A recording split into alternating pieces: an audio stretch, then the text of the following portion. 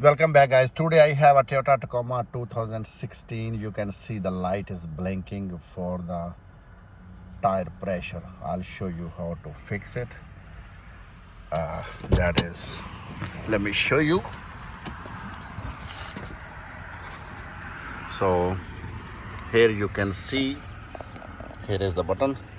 Just press it. I'm going to press it. You can see here.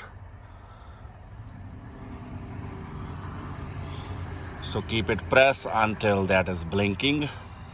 When that will stop blinking, you can release it.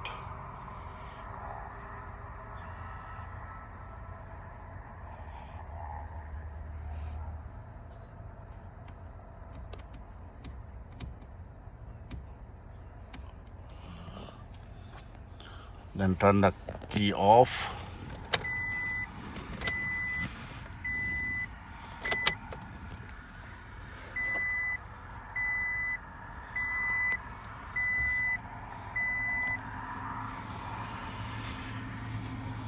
And if there is a sensor problem, then that is not going to fix. If there is no sensor problem, that will fix. You will drive like 1 hour and that will be fixed. Thank you very much for watching.